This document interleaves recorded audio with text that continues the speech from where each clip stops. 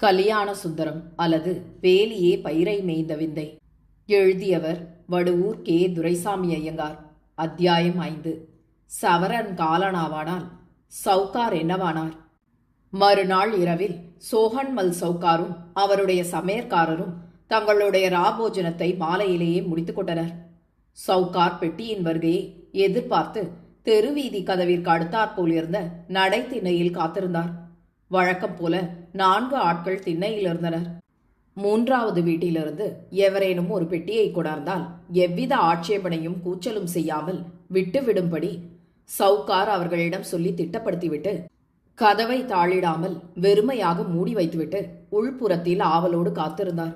கடிகாரத்தில் மணி 11 அடித்தபோது திண்ணையில் இருந்த ஆட்கள் மெல்ல கதவை சிறிது திறந்து பெட்டி வருகிறது என்று கூற அதை கேட்ட சவுக்கார் ஓசையின்றி கதவை திறந்து வைத்துவிட்டு கதவின் மறைவில் நின்றார். அடுத்த நிமிஷம் 4 மனிதர்கள் ஒரு பெட்டியை உள்ளே கொண்டு வர சவுக்கார் மேலே கொண்டு போங்கள் என்று கூறியபடி கதவை தாளிடாமல் அரை பங்கு மூடி வைத்துவிட்டு பெட்டியை எடுத்து சென்றவர்களுக்கு பின்னாகவே நடந்து மேல் மாடத்திற்கு சென்றார். இருளில் ஆட்கள் இடறி விழுந்தனராதலால் சவுக்கார் ஒரு மின்சார விளக்கை கொளுத்தினார். 4 ஆட்கள் மாத்திரம் பெட்டியோடு காணப்பட்ட நேரே அன்றி கல்யாணம் காணப்படவில்லை. உடனே சவுக்கார், அந்த ஐயா வரவில்லையா என்றார். ஆட்களில் ஒருவன், இன்று சாயங்காலம் அவருடைய காலில் தேள் கொட்டிவிட்டதாம். அப்போதே உங்களுக்கு செய்தி சொல்லி அனுப்ப யாரும் இல்லையாம். இப்போது நோவு கொஞ்சம் குறைவாயிருக்கிறதாம். காலையில் வந்து பார்க்கிறேன் என்று சொல்ல சொன்னார்கள் என்றான்.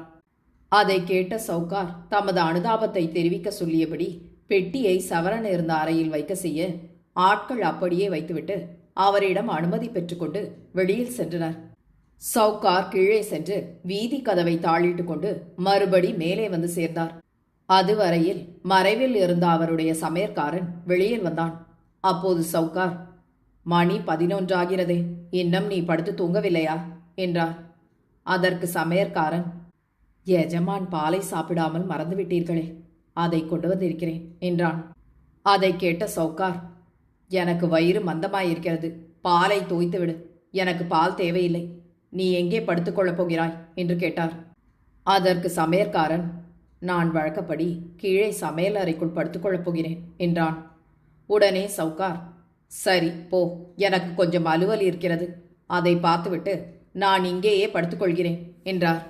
அவ்வளவோடு அவர்களுடைய சம்பாஷணை முடிவடைந்தது. இருவரும் பிரிந்து சென்றனர். சவுக்கார் கூடத்தில் மெத்தை மேல் தலையணை முதலியவற்றை தட்டி போட்ட ஓசை கேட்டது. ஹாலின் விளக்கு அணைக்கப்பட்டு போயிற்று.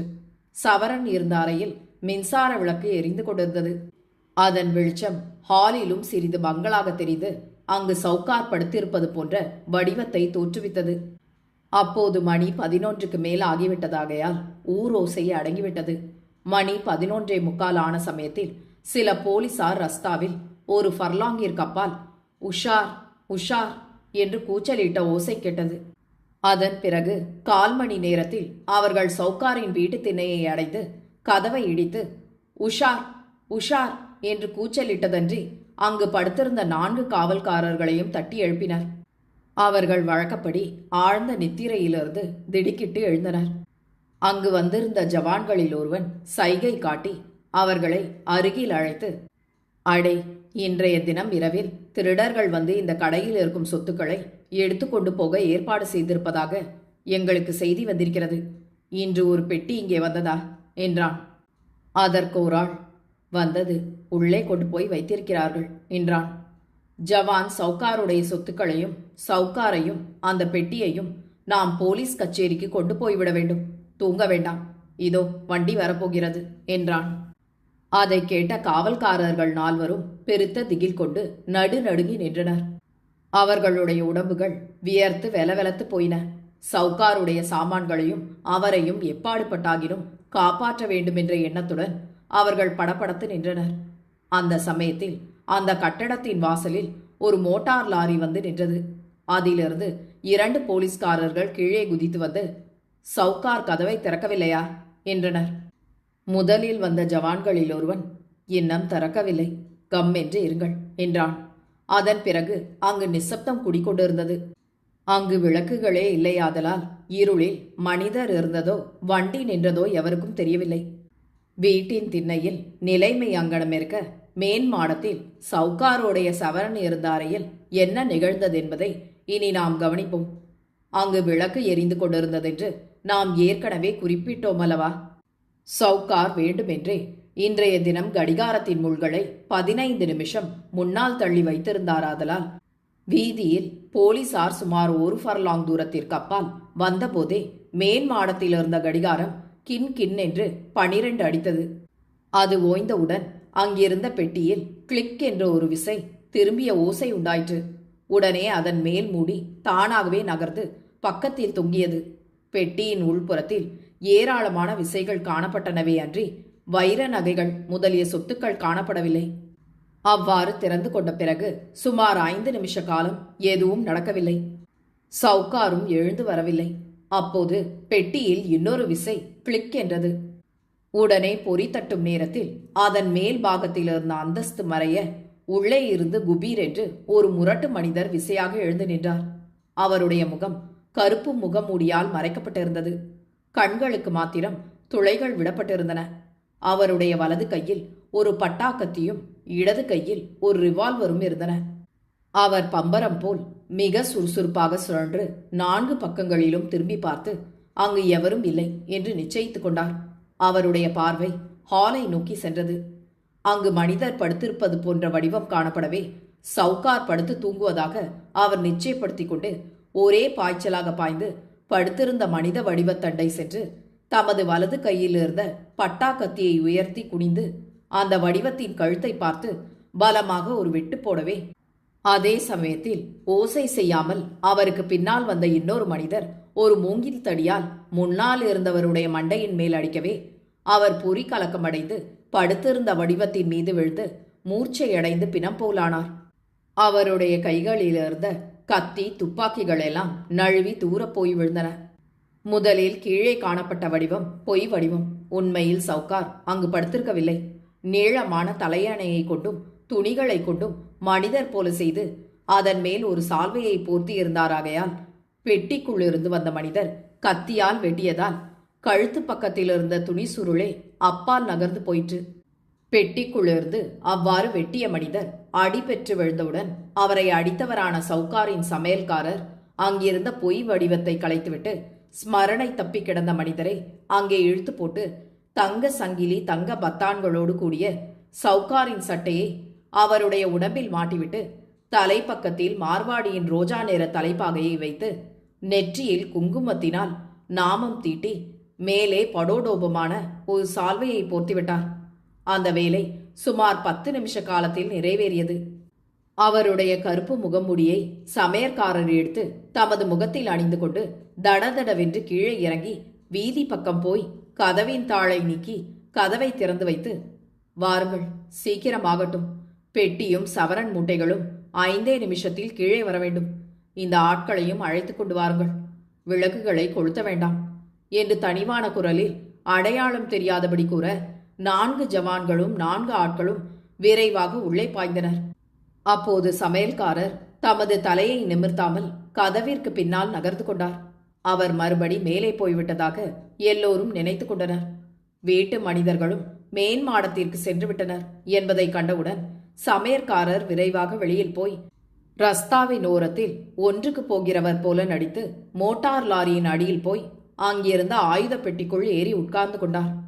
மேலே சென்ற ஜவான்கள் அப்போது மூடப்பட்டு போயிருந்த 7 அடி பெட்டியை தூக்கி கொண்டு போய் மோட்டார் லாரியில் வைத்துவிட்டு வரும்படி காவல்காரர்களை ஏவ அவர்கள் பெட்டியை தூக்கி கொண்டு கீழே இறங்கினர்.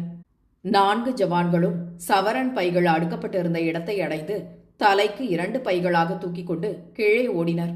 பெட்டியும் மூட்டைகளும் லாரியில் வைக்கப்பட்டவுடன் ஒரு ஜவான் வெளியில் நின்றான். மற்ற மனிதர்களும் பன்முறை மேலே ஏறி ஏறி சென்று சவரன் மூட்டைகளை தூக்கி கொண்டு ஓடி வந்து லாரியில் நிரப்பினர். ஒவ்வொரு பையிலும் 1000 சவரன்கள் வீதம் வைக்கப்பட்டிருந்ததனால் 100 மூட்டைகள் இருந்தன. அத்தனை ஆட்களும் இறகுகள் இன்றி பறந்தனராதலால் சுமார் 15 நிமிஷ காலத்தில் 1,00,000 பவுன்கள் அடங்கிய 100 பைகளும் லாரிக்கு வந்து சேர்ந்தன. ஜவான்கள் 4 லாரியில் ஏறிக்கொண்டனர். ஒருவன் ஆட்களை பார்த்து, கதவை வெளிப்பக்கத்தில் பூட்டிக்கொண்டு திண்ணையில் ஜாக்கிரதையாக இருங்கள். நாங்கள் லாரியில் இன்னொரு நடை வருகிறோம். வந்து சவுக்காரையும் இன்னும் மிச்சம் இருக்கும் சொத்துக்களையும் உங்களையும் கொண்டு போகிறோம் என்று கூறி முடிக்க உடனே லாரி புறப்பட்டது. ஆட்கள் உள்ளே இருந்த ஒரு பூட்டை எடுத்து வந்து முன் கதவை மூடி பூட்டிவிட்டு திண்ணையிலேயே ஜாக்கிரதையாக உட்கார்ந்து கொண்டனர். அங்கிருந்து புறப்பட்ட மோட்டார் லாரி விசையாக சென்று பல வீதிகளை கடந்து ஒரு பங்களாவிற்குள் நுழைந்து உள்ளே இருந்த ஒரு கிடங்கிற்குள் போய் நின்றது. அவ்விடத்தில் ஒரு மின்சார விளக்கு எரிந்து கொண்டிருந்தது. அங்கு ஒரு மனிதர் சட்டை, நிஜார் ஆகிய உடுப்புகளை அணிந்து கொண்டு நின்றார். அவர் ஜவான்களில் முக்கியஸ்தனை பார்த்து, என்ன கந்தசாமி, சவரன் பைகள் எல்லாம் சரியாய் வந்து சேர்ந்தனவா என்றார். அதற்கு கந்தசாமி, சவுக்கார் வீட்டு மூலையில் அடுக்கப்பட்டிருந்த பைகளை எல்லாம் கொண்டு வந்து விட்டேன். அதற்கு நிஜார்காரர், கல்யாணம் எங்கே? பெட்டிக்குள் பள்ளி கொண்டிருக்கிறார் போலிருக்கிறது என்றார் கந்தசாமி. சரி, மூன்றாவது வீட்டிலிருந்து பெட்டியை தூக்கி கொண்டு போய் வைத்த நீங்களே போலீஸ்காரர்கள் போல் வேஷம் போட்டு கொண்டு வந்திருக்கிறீர்கள் என்ற ஆட்கள் சந்தேகம் கொள்ளவில்லையா என்று கேட்டார் நிஜார்காரர். இல்லை, எங்களை நிஜமான ரோந்துக்காரர்கள் என்றே நினைத்து கொண்டனர். உடுப்புகள் போலீஸ் உடுப்பாயிருக்கும்போது யாருக்குத்தான் சந்தேகம் உண்டாகும் என்றார் கந்தசாமி. சவுக்காரை வெட்டி போட்டுவிட சொன்னது போல தம்பி செய்து விட்டான் அல்லவா என்று கேட்டார் நிஜார்காரர். நாங்கள் போனபோது சவுக்கார் ஹாலில் படுக்க வைக்கப்பட்டு சால்வையால் மூட பெற்றிருந்தார். முகம் பிணத்தின் முகம் போல்தான் இருந்தது. அவன் விழித்து கொண்டிருந்தால் எழுந்திருக்காமல் படுத்திருப்பானா என்று கேட்டான் கந்தசாமி. அதற்கு நிஜார்காரர், சரி, எல்லா வேலையும் ஒழுங்காகவே முடிந்துவிட்டது. இன்றைக்கு தெற்கு ராஜ வீதிக்கு நியமிக்கப்பட்ட 2 ரோந்துக்காரர்களையும் நான் கூப்பிட்டு அவர்களை வேறு ஒரு இடத்திற்கு அனுப்பிவிட்டேன். ஆகையால் போலீசார் யாரும் இன்றிரவு அந்த வழியாகவே போக மாட்டார்கள். போலீஸ் அசிஸ்டன்ட் சூப்பரிண்டென்டே திருட ஆரம்பித்தால் அதில் எத்தனையோ அனுகூலங்கள் இருக்கின்றன. பெட்டியையும் பைகளையும் இறக்குங்கள். பெட்டியிலிருந்து கல்யாணம் வெளியில் வரட்டும் என்றார். உடனே 4 போலி ஜவான்களும் பெட்டியையும் சவரன் மூட்டைகளையும் சுமார் 10 நிமிஷ காலத்தில் கீழே இறக்கி வைத்தனர். மோட்டார் லாரி அவர்களுடைய சொந்த வண்டியாதலால் அது பக்கத்தில் இருந்த ஒரு லாயத்தில் கொண்டு போய் விடப்பட லாயத்தின் கதவு பூட்டப்பட்டது. அதன் கீழ் ஆயுத பெட்டியில் உட்கார்ந்திருந்த சவுக்காருடைய சமையல்காரர் வண்டி பங்களாவிற்குள் நுழைந்த போதே மெதுவாக கீழே குதித்து ஒரு மரத்தின் மறைவில் ஒளிந்து கொண்டார். சவரன் மூட்டைகளை கீழே இறக்கி வைத்தவுடன் கந்தசாமி நிஜார்காரரை நோக்கி, இவைகளை எங்கே வைக்கிறது என்றான். உடனே நிஜார்காரர், ஏன் சந்தேகம் என்ன? பூமிக்குள் இருக்கும் அறைக்குள் கொண்டு போய் வையுங்கள். அதுதான் பந்தோபஸ்தான இடம். பழைய சவுக்காருடைய சொத்துக்களை வைத்தீர்களே, அதற்கு பக்கத்தில் வையுங்கள். இடம் தாராளமாக இருக்கிறது என்றார்.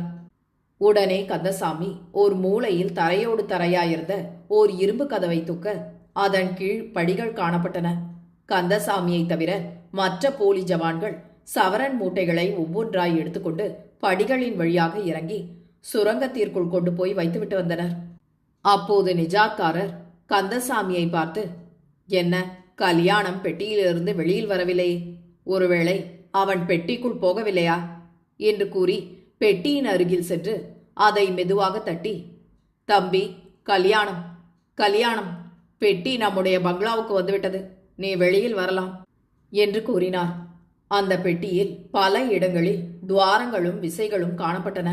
அவர் ஒரு துவாரத்தில் தமது வாயை வைத்துக்கொண்டு அவ்வாறு கூறினார். கல்யாணம் வெளியில் வரவும் இல்லை, பெட்டியும் திறக்கப்படாமலே இருந்தது. அதை கண்ட நிஜார்காரர், என்ன கந்தசாமி, ஆள் வெளியில் வரவில்லையே, பெட்டிக்குள் அவன் இல்லை போலிருக்கிறதே என்றார். உடனே கந்தசாமி பெட்டி அண்டை போய் அதை அசைத்தும் தூக்கியும் பார்த்து, காலி பெட்டியாயிருந்தால் இவ்வளவு கனம் எங்கிருந்து உண்டாகும்? உள்ளே ஆள் இருப்பது தெரிகிறதே, ஒருவேளை தூங்கி போய்விட்டாரோ என்னவோ என்றான். நிஜார்காரர் பெட்டியை தூக்கியும் அசைத்தும் பார்த்துவிட்டு, ஆள் இருப்பது போலத்தான் தெரிகிறது. அவன் இவ்வளவு அஜாக்கிரதையாக தூங்க மாட்டானே. காற்றை உள்ளே இழுத்து முகத்தில் வீசிக்கொண்டிருக்கும் எந்திரம் கெட்டுப்போயிருக்குமோ? காற்றில்லாமையால் இறந்து போயிருப்பானோ? இல்லாவிட்டால் அங்கே சவுக்காரை கொன்றபோது இவனுக்கு ஏதாவது காயம்பட்டிருக்குமோ? பெட்டியை உடைப்போமா என்று கேட்டார். அதற்கு கந்தசாமி, உடைத்தால் விசைகள் கெட்டுப்போம். நமக்கு மறுபடி இந்த மாதிரி பெட்டி கிடைப்பது லேசான காரியமா? இது அதிர்ஷ்ட பெட்டி அல்லவா? பழைய சவுக்காருடைய வீட்டிற்குள்ளே இருந்த 25 லட்சம் ரூபாய் சொத்துக்களை கொண்டு வந்த பெட்டி அல்லவா இது? அதை கேட்ட நிஜார்காரர், அப்போது நீ பெட்டிக்குள் ஒரு நாள் முழுவதும் இருந்தாய். காற்று எப்படி வந்தது?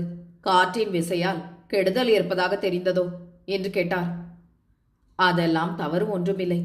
நாம் வெளியில் இருந்தால் எப்படி முகத்தில் காற்று அடிக்கிறதோ அதுபோலவே காற்று முகத்திலும் உடம்பிலும் மோதுகிறது. இல்லாவிட்டால் நான் எழுது வக்கீலின் வீட்டு ஜன்னலை ஒருவனாகவே கண்ணக்கோளால் பெயர்த்திருக்க முடியுமா? உள்ளே இருக்கும்போது தாகம் ஏற்பட்டால் குடிப்பதற்கு ஒயின் நிரப்பிய துருத்தி வைக்கப்பட்டிருக்கிறதல்லவா? அதை ஒருவேளை அதிகமாய் இழுத்து விட்டாரோ என்னவோ, அதனால் கொஞ்சம் மயக்கம் ஏற்பட்டிருக்கலாம் என்றார் கந்தசாமி. அதை கேட்ட நிஜார்காரர், நீ மயக்கம் என்று சொன்னவுடன் எனக்கு இன்னொரு விஷயம் நினைவிற்கு வருகிறது. நாம் அன்றைய தினம் அந்த வக்கீலின் வேலைக்காரனிடம் மயக்கம் உண்டாகும் அபினி திராவக புட்டியை கொடுத்தோமே, அதை அவன் ஒளித்து வைத்த இடத்திலிருந்து கவனமாய் எடுத்துக்கொண்டாயா என்று கேட்டார். உடனே கந்தசாமி, நான் அவனிடம் பெரிய அளவு புட்டியை கொடுக்கவில்லையே.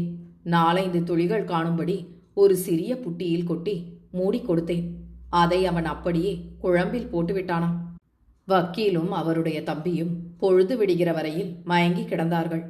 வக்கீலின் மேல் சந்தேகம் உண்டாகட்டும் என்று நாங்கள் அவரை வண்டியில் வைத்து தூக்கி கொண்டு போய் ஊருக்கு வெளியில் ஒரு மரத்தடியில் படுக்க வைத்துவிட்டு வந்துவிட்டோம். அதற்கு நிஜார்காரர், அந்த விஷயத்தில்தான் உன்னுடைய யுக்தி மூடத்தனமாகிவிட்டது. நீங்கள் வக்கீலையும் சாமான்களையும் தூக்கி கொண்டு போன பிறகு கதவை வேலைக்காரன் மூடி தாழிட்டது தவறு. கதவு திறந்தே கிடந்திருந்தால் அந்த விஷயத்தை அதிக குளறுபடியாக்கியிருக்கும். இப்போது வக்கீலும் அவருடைய தம்பியும் வேலைக்காரன் மேல் சந்தேகம் கொள்ளும்படியான நிலைமை ஏற்பட்டுவிட்டது என்றார். அதற்கு கந்தசாமி, அவர்களுடைய சந்தேகம் அவனை என்ன செய்ய போகிறது?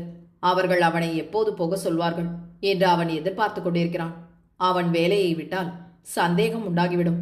அவர்கள் போக சொன்னால் உடனே அவன் விலகிக் கொள்ளப் போகிறான். நாம் கொடுத்த 100 ரூபாயை வைத்துக்கொண்டு அவன் ஒரு காய்கறி கடை வைக்கப் போகிறதாக என்னிடம் சொன்னான் என்றான். அப்போது மற்ற 3 ஆட்களும் சவரன் மூட்டைகளை எடுத்து கீழே கொண்டு போய் வைத்துக்கொண்டே இருந்தனர்.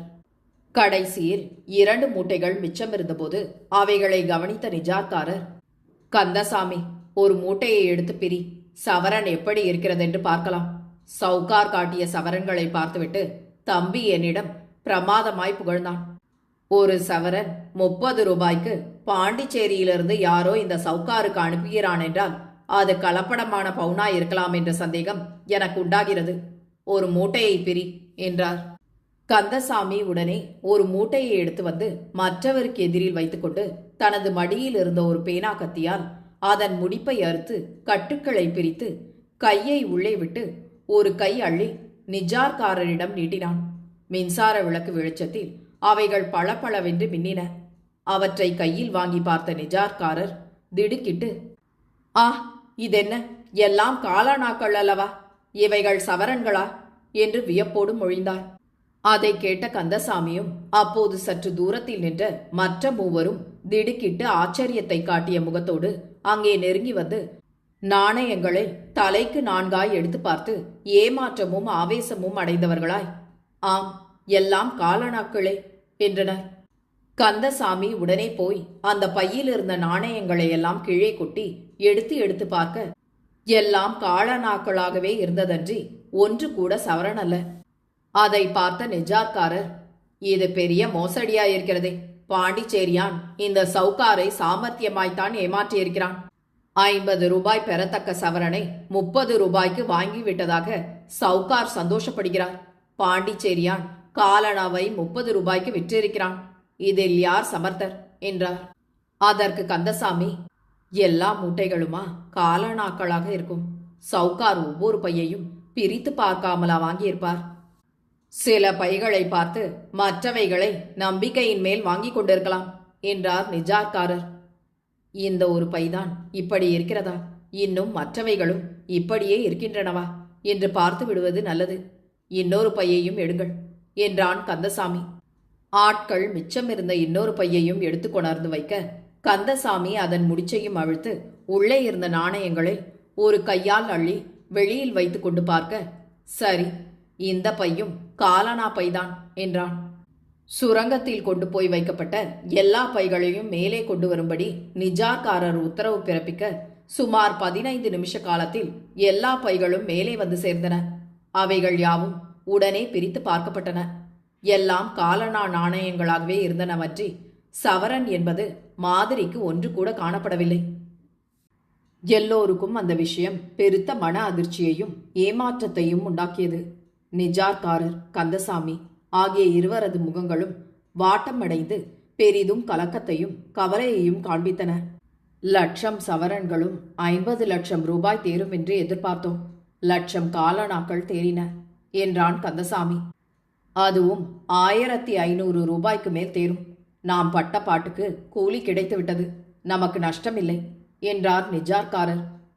இப்போது கூட பாண்டிச்சேரியான் இந்த சவுக்காரை ஏமாற்றி விட்டதாக எண்ணுகிறீர்களா என்று கேட்டான் கந்தசாமி. சவுக்கார் நம்மை ஏமாற்றி விட்டதாக எண்ண வேண்டும் என்றார் நிஜார்காரர். அதற்கு கந்தசாமி, பழைய சவுக்காருடைய சொத்துக்களில் 1/2 பங்கை பெட்டியில் வைத்து அனுப்புவதாக எழுதி கத்தி துப்பாக்கியோடு நாம் ஓர் யமனை உள்ளே வைத்து அனுப்பி அவனை ஏமாற்ற பார்த்தோம். அவன் காலணாக்களை மூட்டை கட்டி வைத்துக்கொண்டு சவரன் மூட்டைகள் என்று நம்மை அதற்கு முன்னரே ஏமாற்றியிருக்கிறான். அதை கேட்ட நிஜார்காரர், என் தம்பிக்கு ஒரு பையிலிருந்து சவரன்களை காட்டினானாமே, அது என்ன மாயம்? ஏதாவது ஒரு பையில் 50-60 சவரன்களை மேலே வைத்திருந்து எடுத்து காட்டியிருப்பான் என்றான் கந்தசாமி. அப்படியானால் அந்த சவுக்காருடைய கருத்து என்ன? காலனாவை சவரன் என்று விற்றுவிடலாம் என்று அபிப்பிராயமாயிருக்குமோ? மற்றவருக்கு கண்ணில்லையா என்று கேட்டார் நிஜார்காரர். அதற்கு கந்தசாமி, அப்படியிராது. தான் பெரிய வியாபாரி என்று படோடோபமாய் காட்டி தன்னை விளம்பரப்படுத்திக் கொள்வதற்காக அவன் அப்படியெல்லாம் செய்திருக்கலாம். அவனிடம் உண்மையில் அதிக சொத்து இருக்காது. சொற்ப முதலை வைத்துக்கொண்டு பெரிய முதலாளி மாதிரி காட்டிக்கொண்டு வியாபாரத்தை சிறுக சிறுக அபிவிருத்தி செய்ய உத்தேசித்திருக்கலாம்.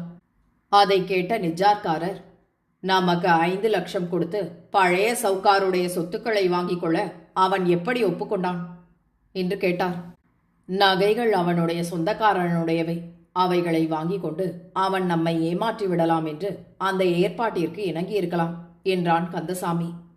அதை கேட்ட நிஜார்காரர், அப்படியானால் அவனை நாம் வெட்டிவிட சொன்னது அவனுக்கு சரியான தண்டனைதான். அவன் இறந்தானா அல்லது மயங்கி கிடக்கிறானா என்பது நமக்கு தெரிய வேண்டுமே.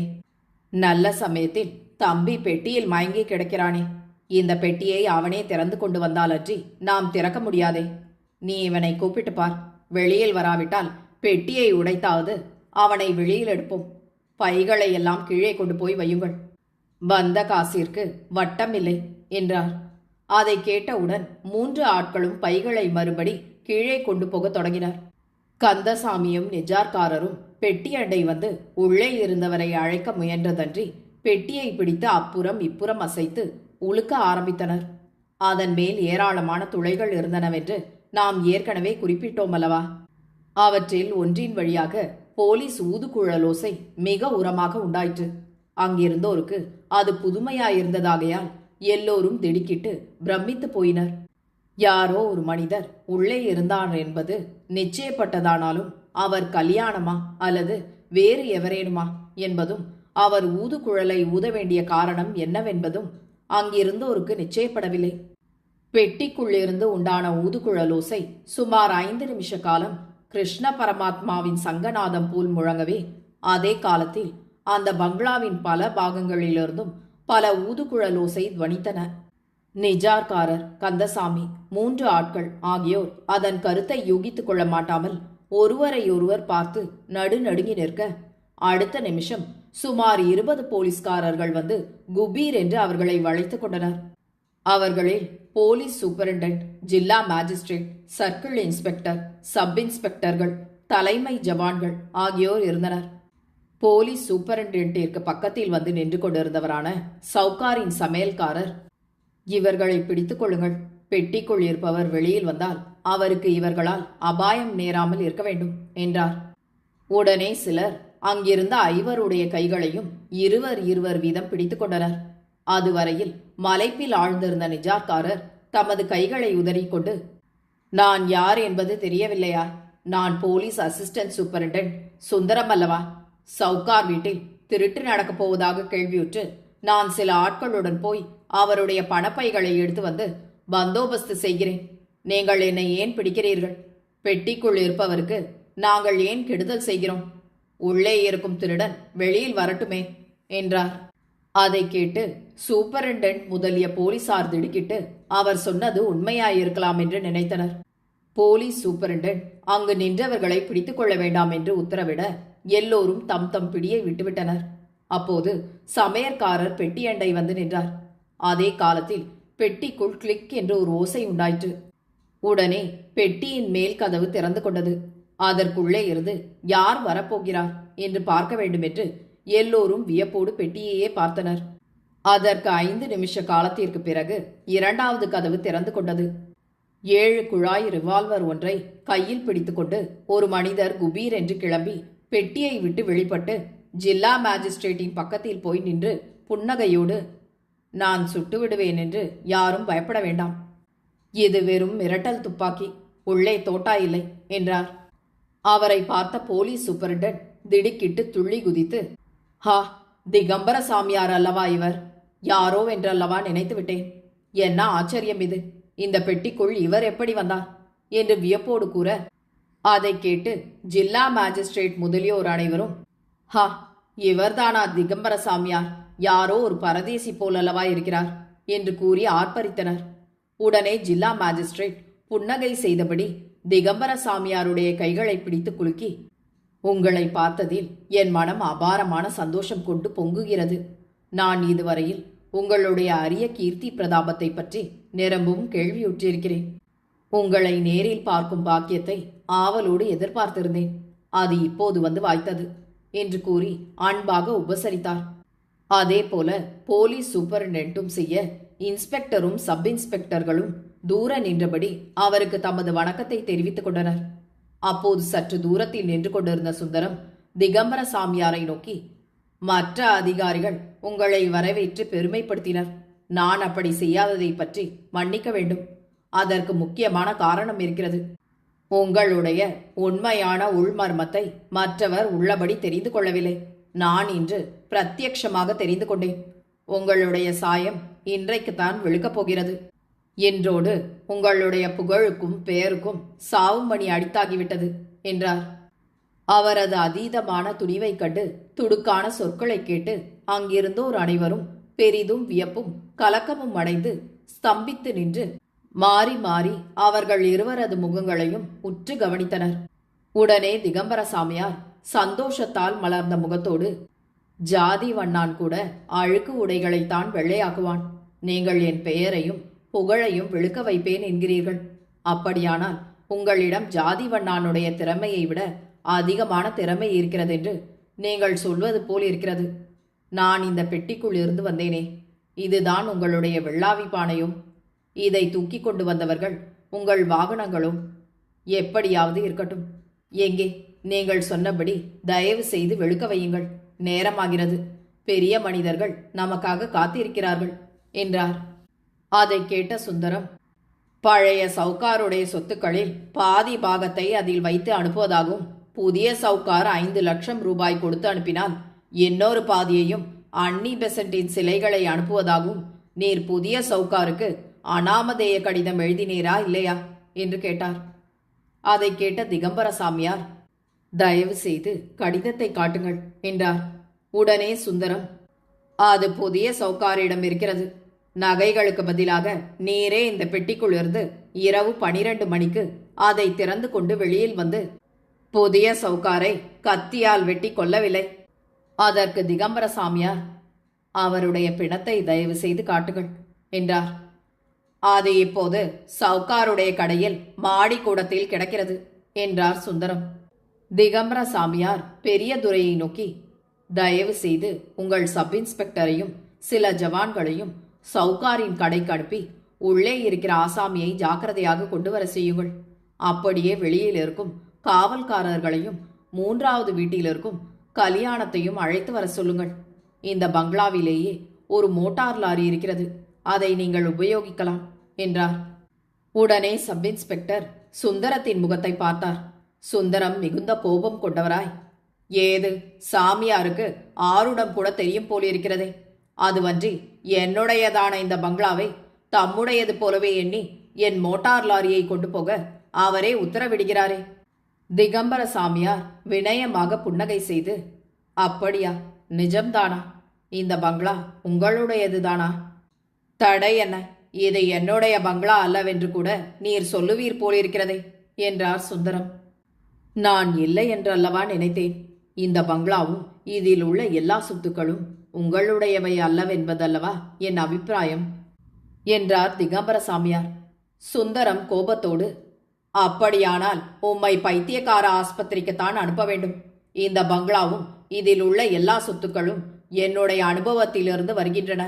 இவைகள் என்னுடையவே அல்லவென்று நீர் அபிப்பிராயப்படுவதென்றால் நீர்தான் இவைகளை சம்பாதித்து இங்கே வைத்திருக்கிறீர் போலிருக்கிறது. திகம்பர சாமியார் ஜில்லா மேஜிஸ்ட்ரேட்டை பார்த்து, இப்போது இவர் சொன்ன வாக்கியங்களை நீங்கள் எல்லோரும் கவனத்தில் வைத்துக் கொள்ள வேண்டுகிறேன். பின்னால் ஒருவேளை இவர் இதே வாயால் இதற்கு மாறாக எதையாவது சொன்னாலும் சொல்வார் என்றார். அவ்வாறு அவர்கள் இருவரும் ஒருவருக்கொருவர் வாக்குவாதம் செய்து கொண்டிருந்த சமயத்தில் ஒரு சப் இன்ஸ்பெக்டரும் சில ஜவான்களும் சவுகாரின் சமையல்காரரும் அப்பால் சென்று தேடி மோட்டார் லாரி இருந்த இடத்தை கண்டுபிடித்து அதில் ஏறிக்கொண்டு போய் சவுகாரின் கடையை அடைந்து மேலே மூர்ச்சித்து கிடந்த மனிதரை தூக்கி லாரியில் போட்டுக்கொண்டு வீட்டை பூட்டிவிட்டு காவல்காரர்கள் 4 அழைத்து கொண்டு சுமார் 10 நிமிஷ காலத்திற்குள் சுந்தரத்தின் பங்களாவிற்கு வந்து சேர்ந்தனர். அதுவன்றி அவர்கள் 3வது வீட்டிற்கு போய் அது வெளியில் பூட்ட பெற்றிருந்ததை பார்த்துவிட்டு வந்தனர். அவர்கள் வந்துவிட்டதை கண்ட திகம்பர சாமியார் சப் இன்ஸ்பெக்டரை நோக்கி, சவுகாருடைய பிணத்தை எடுத்து வந்தீரா? வந்திருந்தால் அவரை தூக்கி கொண்டு வாருங்கள் என்றார். உடனே சப் இன்ஸ்பெக்டர் சில ஜவான்களை ஏவி மோட்டார் லாரியில் படுக்க வைக்க பெற்றிருந்த மனிதரை ஒரு சாய்வான நாற்காலியில் சார்த்தி நாற்காலியை தூக்கி கொண்டு வர செய்தார். அவரை பார்த்த சூப்பரிண்டன்ட், இவர் வக்கீல் வீட்டிற்கு பக்கத்தில் உள்ள மிஸ்டர் கல்யாணம் அல்லவா? இவருக்கு சொந்தமான அன்னி பெசன்ட் சிலைகள் தானே 2 தடவைகளில் களவாடப்பட்டன. இவருக்கு சென்ற யுத்தத்தில் வலது கை போய்விட்டதே. இவர் இப்போது இறந்தா போய்விட்டார் என்றார். உடனே திகம்பர சாமியார், இவர் அவ்வளவு சுலபத்தில் யமனிடம் போகக்கூடியவரா? இவருக்கு இதுவரையில் காணாமல் போயிருந்த வலது கை கூட நேற்றிரவு மறுபடி முளைத்து விட்டதே. வலது கையை பாருங்கள் என்றார். உடனே ஒரு சர்க்கிள் இன்ஸ்பெக்டர் நாற்காலி அண்டை சென்று அவருடைய வலது கையை தூக்கி எல்லோருக்கும் காட்ட அது அவருடைய இடது கையை போல நல்ல ஆரோக்கியமான நிலைமையில் இருந்தது தெரிந்தது. சூப்பரிண்டென்ட் திகம்பர சாமியாரை நோக்கி மூக்கின் மேல் விரலை வைத்து, நாங்கள் இவரோடு பல தடவைகளில் பழகினோம். இவருக்கு வலது கை இருந்ததே தெரியவில்லையே. இதை நீங்கள் எப்படி கண்டுபிடித்தீர்கள் என்று கேட்டார். உடனே திகம்பர சாமியார், இவருக்கு வலது கை இல்லை என்பதையே நான் முதலில் நம்பவில்லை. மிலிட்டரி இலாக்கா அதிகாரிக்கும் அக்கவுண்டன்ட் ஜெனரலுக்கும் நான் கடிதம் எழுதினேன். கல்யாணம் என்ற பெயரையுடைய மிலிட்டரி பென்ஷனர் யாரும் இல்லை என்று அவர்கள் மறுமொழி எழுதினார்கள். அதற்கு சூப்பரிண்டென்ட், இவர் வலது கை இல்லாதவர் போல் எதற்காக நடித்தார் என்று கேட்டார். அதற்கு திகம்பர சாமியார், வலது கை இல்லாதவர் போல் நடித்தால் இவர் கொள்ளை கூட்டத்தில் சேர்ந்தவர் என்றோ வலது கையில் கத்தியை பிடித்து ஆளை வெட்டக்கூடியவர் என்றோ எவரும் சந்தேகிக்கவே மாட்டார்கள் அல்லவா? சந்தேகத்திற்கு இடமின்றி அரிய பெரிய காரியங்களை சாதிக்கலாம் அல்லவா? தாம் கையில்லாதவர் என்று வக்கீல் நாராயண ஐயர் நம்ப வேண்டும் என்று அவரிடம் ஒரு கடிதம் எழுதி வாங்கி கொண்டு அவருக்கு ₹1/2 சன்மானம் வழங்கிய அசகாய சூர நடிகர் அல்லவா இவர்? அதை கேட்ட சூப்பரிண்டென்ட், இவர் சவுகாரின் வீட்டிற்குள் இந்த நடு இரவில் எப்படி வந்தார் என்று கேட்டார். அதை உங்கள் உதவி ஆபீசர் மிஸ்டர் சுந்தரத்தினிடம் கேளுங்கள். நான் புதிய சவுகாரை கொன்றுவிட்டதாகவும் அவருடைய பிணம் மெத்தை மேல் இருப்பதாகவும் சொன்னார். உங்களுடைய மனிதர்கள் போய் இவரை தூக்கி கொண்டு வந்திருக்கிறார்கள். புதிய சவுகாருக்கு பதில் இவர் எப்படி வந்தார்? அவர் எங்கே போனார் என்றார் திகம்பர சாமியார். அதற்கு சுந்தரம், அவரை நீர் கொன்று எங்கேயோ ஒழித்துவிட்டு இவரையும் அடித்து அங்கே போட்டிருக்கிறீர் என்றார். திகம்பர சாமியார் சவுகாரின் காவல்காரர்களை கூப்பிட்டு, ஏனப்பா, 3வது வீட்டிலிருந்து சிலர் பெட்டியை கொண்டு வந்தார்களே, அப்போது இவர் வராததற்கு என்ன காரணம் சொன்னார்கள் என்று கேட்டார். உடனே காவல்காரர்கள், இவருக்கு தேள் கொட்டிவிட்டதனால் வரவில்லை என்றும் காலையில் வருவார் என்றும் சொன்னார்கள் என்றனர். அதன் பிறகு இதுவரையில் இவர் சவுகாரி வீட்டிற்கு வரவில்லையே என்று கேட்டார் திகம்பர சாமியார். இல்லை என்றனர் காவல்காரர்கள். அதற்கு சுந்தரம், அப்படியானால் இவர் மூன்றாவது வீட்டுக்காரர் அன்று என்றல்லவா அர்த்தமாகிறது. அவருக்கு வலது கை இல்லை, இவருக்கு அது இருக்கிறது. ஆகையால் அவர் வேறு இவர் வேறு, வடிவத்தில் ஒற்றுமை இருக்கலாம். ஒரு கால் இவரும் அவரும் சகோதரர்களாய் இருக்கலாம். திகம்பர சாமியார் சவுகாரின் சமையற்காரரை நோக்கி, ஏனப்பா, இன்றிரவு நீ சவுகாரின் கூடவே இருந்தாயல்லவா? இந்த பெட்டி வந்ததற்கு முன்பாவது இவர் அங்கே வந்தாரா? இல்லை என்றான் சமையற்காரன். உடனே சுந்தரம், அப்படியானால் இவர் பெட்டிக்குள் ஆரோகணித்து வந்திருக்க வேண்டும் என்றார் திகம்பர சாமியார். அதற்கு சுந்தரம், அப்படியானால் இப்போது இந்த பெட்டியிலிருந்து நீர் எப்படி வந்தீர்? அங்கேயும் பெட்டிக்குள் நேர்தான் போயிருக்க வேண்டும். சூப்பரிண்டென்ட் திகம்பர சாமியாரை நோக்கி, சவுகாரின் வீட்டிற்கு வந்த பெட்டிக்குள் இவர் வந்தார் என்பதற்கு திருப்திகரமான ஆதாரம் வேண்டாமா என்றார். அதை கேட்ட திகம்பர சாமியார், நான் ஒரு சிறிய சினிமா இயந்திரம் வைத்துக் கொண்டிருக்கிறேன். அது எதிரில் இருக்கும் வடிவங்களை உடனே படம் பிடித்துவிடும். மனிதர் பேசுவதையும் அப்படியே பிடித்துக்கொள்ளும். அந்த இயந்திரத்தை இதோ இந்த பெட்டிக்குள் வைத்து கொண்டு வந்திருக்கிறேன். அதில் பிடிக்கப்பட்டிருக்கும் காட்சியை பாருங்கள் என்று கூறி பெட்டிக்குள் இருந்த இயந்திரத்தை எடுத்து அதற்குள் பிடிக்கப்பட்டிருந்த ஒரு காட்சி சூப்பரிண்டென்டிடம் கொடுத்தார். அதை பெற்ற துரை வியப்போடு அதை உற்று நோக்கினார். சவுகாரின் பொக்கிஷ அறையும் கூடத்தில் ஒரு பாகமும் அதில் தெரிந்தன. பொக்கிஷ அறைக்குள் ஒரு மூலையில் அடுக்கப்பட்டிருந்த சவரன் பைகளின் குவியலும் அதற்கு பக்கத்தில் 7 அடி பெட்டியும் காணப்பட்டன. 7 அடி பெட்டியின் மூடிகள் ஒன்றன் பின் ஒன்றாய் திறந்து கொண்டதும் உள்ளே இருந்த ஒரு மனிதர் குபீர் என்று கிளம்பி ஒரு கையில் ரிவால்வர், இன்னொரு கையில் கத்தி முதலியவற்றுடன் வெளிப்பட்டு விசையாக சுற்றி பார்த்துவிட்டு கூடத்தில் படுத்திருந்தது போல் காணப்பட்ட சவுகாரின் வடிவத்தண்டை ஓடி கத்தியால் கழுத்தை வெட்டியதும் அப்போது பின்பக்கத்தில் ஒருவர் ஓடி வந்து முன்னவரை மண்டையில் அடிக்க அடி பெற்றவர் மயங்கி கீழே விழ அடித்தவர் அங்கே மனித வடிவம் போலிருந்த தலையணை முதலியவற்றை விலக்கி அந்த மனிதருக்கு சவுகாரின் சட்டை, தலைப்பாகை முதலியவற்றை மாட்டி படுக்க வைத்து சால்வையால் மூடிவிட்டு கீழே இறங்கி ஓடியது ஆகிய சம்பவங்கள் வரையில் அடங்கிய காட்சி அந்த படத்தில் தெளிவாகவும் தொடர்ச்சியாகவும் எடுக்கப்பட்டிருந்தது. அதை பார்த்த சூப்பரிண்டென்ட் அபாரமான வியப்படைந்தவராய் அதை ஜில்லா மாஜிஸ்ட்ரேட் முதலிய மற்ற எல்லோருக்கும் காட்டிய பின் திகம்பர சாமியாரிடம் கொடுத்தபடி, இது எவரும் எதிர்பார்க்காத புதுமையாகத்தான் இருக்கிறது. இந்த மனிதர் பெட்டிக்குள் இருந்தார் என்பதும் சவுகாரை வெட்ட முயற்சித்தார் என்பதும் சந்தேகமற தெரிகின்றன. சவுகார் அதை எதிர்பார்த்து தம்மை போல் பொய் வடிவம் செய்து வைத்துவிட்டு எங்கேயோ போய்விட்டார் என்பதும் அனுமானிக்கக்கூடியதாய் இருக்கிறது. இந்த மனிதரை பின்னால் நின்று அடித்து அவருக்கு சவுகாரின் தோற்றத்தை உண்டாக்கி படுக்க வைத்தவர் சவுகாரின் சமையற்காரர் என்பதும் தெரிகிறது. அதன் பிறகு இவர்கள் பெட்டியையும் பைகளையும் எடுத்துக்கொண்டு வந்ததிலிருந்து அதுவரையில் எங்கேயோ மறைவில் இருந்து படம் பிடித்த நீங்கள் இந்த ஆள் கீழே ஓடி கதவை திறந்துவிட்ட காலத்தில் இந்த இயந்திரத்தோடு பெட்டிக்குள் புகுந்து இதை மூடிக்கொண்டு இருக்க வேண்டும் என்றார். திகம்பர சாமியார் சப் இன்ஸ்பெக்டரை நோக்கி, நீங்கள் இப்போது போனபோது 3வது வீட்டில் வசிக்கும் கல்யாணத்தை அழைத்து வர சொன்னேனே, அழைத்து வந்தீர்களா என்று கேட்டார். அதற்கு சப் இன்ஸ்பெக்டர், அவருடைய வீட்டின் வெளிக்கதவு மூடி பூட்டப்பட்டிருந்தது என்றார். திகம்பர சாமியார் சூப்பரிண்டென்டை நோக்கி புன்னகை செய்து, தம்மை தேள் கொட்டிவிட்டதாகையால் 3வது வீட்டிற்கு வர முடியவில்லை என்று சொன்னவர் நடு இரவில் வீட்டை பூட்டிக் கொண்டு எங்கே போயிருப்பார்? இவற்றால் இவரே மிஸ்டர் கல்யாணம் என்பவர் என்றும் இவர் இதுவரையில் வலது கை இல்லாதவர் போல் நடித்தார் என்பதும் தெளிவுபடவில்லையா? அதற்கு சுந்தரம், அவர் தமது நோவை பொறுக்க மாட்டாமல் டாக்டர் வீட்டிற்கு போயிருக்கலாம் என்றார். அவர் வேறு இவர் வேறு என்று ஸ்தாபிப்பதில் என்ன பாயிண்ட் இருக்கிறது என்பது தெரியவில்லையே என்றார் சூப்பரிண்டென்ட். அதை கேட்ட திகம்பர சாமியார், உங்கள் உதவி அதிகாரி பாயிண்ட் இல்லாமல் பேசுவாரா? அவர் அவ்வளவு முட்டாள் அல்ல. இந்த சினிமா இயந்திரத்தில் இன்னும் மேலே பிடிக்கப்பட்டிருக்கும் விஷயத்தையும் நீங்கள் தெரிந்து கொள்ளுங்கள். இவர்கள் இந்த பெட்டியையும் மூட்டைகளையும் இங்கே கொண்டு வந்தவுடன் இவர்களுக்குள் சம்பாஷணை நடந்தது. இந்த இயந்திரத்தின் வாயை பெட்டியின் ஒரு துளையில் வைத்து அதை அப்படியே பிடித்திருக்கின்றேன், அதையும் கேளுங்கள் என்று கூறி விசையை முடுக்கிவிட்டார். உடனே அதற்குள்ளிருந்து ஒரு படம் வெளியில் வந்தது. 4 போலி ஜவான்கள் லாரியோடு வந்தவுடன் நிஜாக்காரனான சுந்தரம் மூட்டைகள் இறக்கப்பட்டதும் அதில் தெரிந்ததன்றி அவருக்கும் கந்தசாமிக்கும் நடந்த சம்பாஷணை முழுவதும் அப்படியே மறுபடி துவனித்தது. அதை கேட்க கேட்க அங்கிருந்தோர் அனைவரும் தங்கள் ஆச்சரியத்தையும் மகிழ்ச்சியையும் அடக்க மாட்டாமல் அடிக்கடி பலே பலே என்று கூறி கை கொட்டி நகைத்தனர்.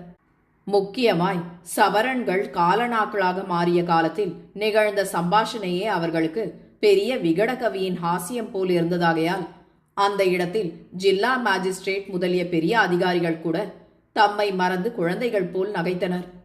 உடனே திகம்பர சாமியார் தாம் புதிய சவுக்காருடைய வீட்டில் இருந்தபடி பெயர்க்கப்பட்ட ஜன்னலின் வழியாக வக்கீலுடைய வீட்டிற்குள் போய் அடுத்த வீடான கல்யாணத்தின் ஜாகையில் டெலிபோன் வைக்கப்பட்டிருந்த இடத்திற்கு பக்கத்தில் இருந்து பல தடவைகளில் அவர் அசிஸ்டன்ட் சூப்பரிண்டன்ட் சுந்தரத்துடன் சம்பாஷித்ததையெல்லாம் உடனுக்குடன் எழுதியிருந்த காகித கற்றையை படித்து காட்ட அதை கொண்டே அப்போது தாங்கள் வரவழைக்கப்பட்டோம் என்பதை போலீஸ் அதிகாரிகள் சுலபத்தில் யூகித்துக் கொண்டனர். அதே காலத்தில் சில சப் இன்ஸ்பெக்டர்களும் ஜவான்களும் சுந்தரத்தையும் 4 போலி ஜவான்களையும் கெட்டியாக பிடித்துக் கொண்டனர். உடனே திகம்பர சாமியார் போலீஸ் ஜவான்களை நோக்கி, நீங்கள் இந்த சுரங்கத்திற்குள் போய் அங்கே இருக்கும் சொத்துக்களை எல்லாம் எடுத்துக்கொண்டு வாருங்கள் என்றார். ஜவான்கள் பன்முறை கீழே சென்று அங்கிருந்த ஏராளமான சொத்துக்களை கொணர்ந்து மேலே பரப்பினர். பழைய சவுக்காருடைய வைரங்கள், ஆபரணங்கள், அன்னி பெசன்ட் சங்கத்தின் சிலை பெட்டி, 2 சிலைகள் முதலிய ஏராளமான பொருள்கள் அங்கிருந்து வெளிப்படுத்தப்பட்டன. அவைகளை கண்ட போலீஸ் சூப்பரிண்டன்ட், பழைய சவுக்காருடைய சொத்துக்களுக்கு துணையாக இன்னும் அநேக திருட்டுகளில் சம்பந்தப்பட்ட சொத்துக்களும் இங்கே இருக்கின்றன என்றார். அப்போது சுந்தரம், இவைகளையெல்லாம் யாரோ பகைவர்கள் கொண்டு வந்து வைத்திருக்க வேண்டும் என்றார். உடனே திகம்பர சாமியார் புன்னகை செய்து, நான் முதலில் ஒரு விஷயத்தை கவனத்தில் வைத்துக் கொள்ள சொன்னது நினைவிருக்கிறதா? இந்த பங்களாவும் இதில் உள்ள ஒவ்வொரு வஸ்துவும் இவருடைய அனுபவத்தில் இருப்பதாக சொன்ன இவர் இப்போது இவைகள் பிறருக்கு சொந்தமானவை என்கிறார் என்றார். அதை கேட்டு எல்லோரும் மறுபடி நகைத்தனர். அப்போது சூப்பரிண்டன்ட், இப்போது வெளியாகியிருக்கும் விஷயங்களையும் இதற்கு முன் நடந்த சிலை திருட்டுகளையும் பார்த்தால் இந்த சவுக்கார் கடையில் பெட்டி வைத்து திருடுவதற்கு பூர்வ பீடிகையாகவே இவர்கள் இந்த சிலை திருட்டுக்களை நடத்தி ஆடம்பரம் செய்து சிலைக்கு ஒரு பிராபல்யத்தை கொடுத்திருக்கிறார்கள். இவர்களுடைய மூளை அபாரமான யூகத்தோடுதான் வேலை செய்திருக்கிறது. இதெல்லாம் சரிதான். அந்த சப் இன்ஸ்பெக்டர் கோவிந்தராவை ராஜினாமா கொடுக்கும்படி செய்தது யார் என்றார். அதற்கு திகம்பர சாமியார், அதுவும் சுந்தரம்தான். கோவிந்தராவ் நல்ல திறமைசாலி. அவர் இருந்தால் எப்படியும் முயற்சித்து திருடர்களை கண்டுபிடித்து விடுவார் என்று பயந்தே இவர் உங்களுடைய பெயரை சொல்லி அவரை பயமுறுத்தி ராஜினாமா கொடுக்க செய்து உடனே ஒரு ஆளை அவருடைய வீட்டுக்கு அனுப்பி மேலும் பயமுறுத்தி ஊரை விட்டு போக செய்திருக்கிறார். இவைகள் சுலபத்தில் அனுமானிக்கப்படத்தக்க அற்ப விஷயங்கள் தானே. அதை கேட்ட சூப்பரிண்டன்ட், அநியாயமாய் வக்கீல் நாராயண ஐயரும் அவருடைய தம்பியும் இவர்களுடைய சூழ்ச்சி வலையில் சிக்கி அவமானமும் இழிவுகளும் மனவேதனையும் அடைந்து விட்டனர். அவர்களுடைய விஷயமும் சப் இன்ஸ்பெக்டர் கோவிந்தராவின் விஷயமும் நிரம்பவும் பரிதாபகரமாக இருக்கின்றன. உடனே திகம்பர சாமியார், அவர்களுக்கு நீங்கள் தான் பரிகாரம் செய்து கொடுக்க வேண்டும். அது உங்களுக்கு ஒரு பெரிய காரியமல்ல. சரி, எனக்கு நேரமாகிறது. கைதிகளையெல்லாம் இனி தக்கபடி நடத்தி கொள்ளுங்கள். நான் உத்தரவு பெற்றுக்கொள்கிறேன். இந்த அகாலத்தில் உங்கள் தூக்கத்தை கெடுத்து உங்களை அசௌகரியத்திற்கு ஆளாக்கிவிட்டேன். எல்லோரும் மன்னிக்க வேண்டும் என்று கூறிவிட்டு பக்கத்தில் திரும்பி, வா அப்பா குமாரசாமி, நாம் ஊருக்கு போவோம். நமக்கு வேறு அவசர ஜோலி இருக்கிறது என்று கூறியபடி நடக்க எத்தனித்தார். அவர் சவுக்காரின் சமையற்காரனை பார்த்து குமாரசாமி என்று அழைத்தது எல்லோரையும் திடுக்கிட செய்துவிட்டது. முக்கியமாய் போலீஸ் சூப்பரிண்டன்ட் மூக்கின் மேல் விரலை வைத்து, என்ன ஆச்சரியம் இது! நீங்கள் உங்கள் மைத்துனரான குமாரசாமி பிள்ளையை புதிய சவுக்காரிடம் சமையற்காரனாக ஏற்படுத்தி அவர் சவுக்காருக்கு யுக்தி சொல்லிக் கொடுக்க செய்து காலனா மூட்டைகளை அடுக்கி வைத்துக்கொண்டு பாண்டிச்சேரியில் சவரன் வாங்கியதாக கதை கட்டி கல்யாணத்தின் மனதில் துராசையை உண்டாக்க செய்து அவனுடைய வலையிலேயே அவனை வீழ்த்தினீர்களா? ஐயா குமாரசாமி பிள்ளை, அந்த புதிய மார்வாடி இப்போது எங்கே ஒழிந்து கொண்டிருக்கிறார் என்பதை சொல்லாமல் போகிறீர்களே, அவரை நாங்கள் எங்கே தேடுவோம் என்றார். குமாரசாமி பிள்ளை முகமலர்ச்சியோடு திகம்பர சாம்பியாருடைய முகத்தை பார்த்தார். திகம்பர சாமியார், புதிய சவுக்காரை நான் என் உடம்பிற்குள்ளேதான் ஒளிய வைத்துக் கொண்டிருக்கிறேன். அவரை தேட நீங்கள் அதிக தூரம் போக வேண்டியதில்லை. இனி அவரை நீங்கள் பார்க்க வேண்டுமானால் திகம்பர சாமியார் மன்னார்குடி என்று தந்தி கொடுங்கள், அவர் உடனே வருவார் என்று புன்னகையோடு கூறினார். அதை கேட்கவே எல்லோரும் ஒரே காலத்தில், ஆகா, புதிய சவுக்காராக வந்தவரே திகம்பர சாமியாரா? அடடா, இதுவரையில் அது எவருக்கும் தெரியவில்லையே. இவருடைய பெயர் சொக்கலிங்கம் பிள்ளை அல்லவா? அதை மாற்றி சோகன்மல் சவுக்கார் என்று வைத்துக் கொண்டாரோ? ஓஹோ, பழைய சவுக்கார் புதியவரை தம்முடைய அம்மான் என்றல்லவா குறிப்பிட்டார். அப்படியானால் பழைய சவுக்காரும் இதில் கலந்து வேலை செய்திருக்கிறார் என்று கூறி ஆர்ப்பரித்தனர்.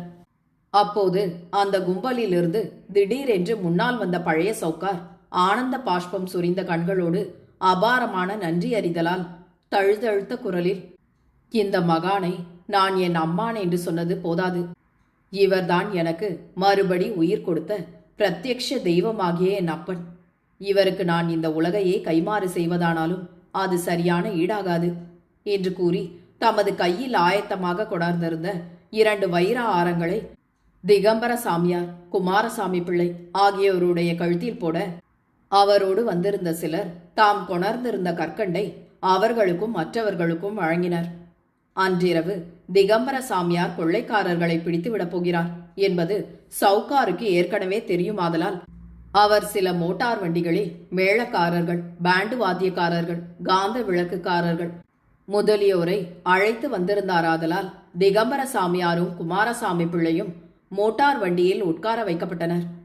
வாத்தியங்கள் முழங்க போலீசார் அனைவரும் அணிவகுத்து முன்னால் செல்ல, கைதிகள் கைவிலங்குகளுடன் இடையில் போக, அந்த ஊர்வலம் 4 ராஜ வீதிகளின் வழியாக சென்று கைதிகளை சிறையில் அடைத்துவிட்டு விருந்தினர் இருவரையும் பழைய சவுக்காருடைய பங்களாவிற்கு கொண்டு போய் சேர்த்தது. அங்கு சவுக்கார் தமது 25 லட்சம் ரூபாய் பெருமான சொத்துக்கள் திகம்பர சாமியாரால் மீட்கப்பட்ட வைபவ கொண்டாட்டத்தை மிக விமர்சையாக இன்னமும் நடத்தி கொண்டிருக்கிறார். பொங்கும் மங்களம் எங்கும் தங்குக. இத்துடன் கல்யாண சுந்தரம் முடிவுற்றது. வடுவூர் கே. துரைசாமி ஐயங்காரின் இந்த நாவலை உங்களுக்காக வாசித்தது நிமா மனோ. கேட்டு மகிழ்ந்து விரும்பி பகிர்ந்து பதிவு செய்யவும். நன்றி.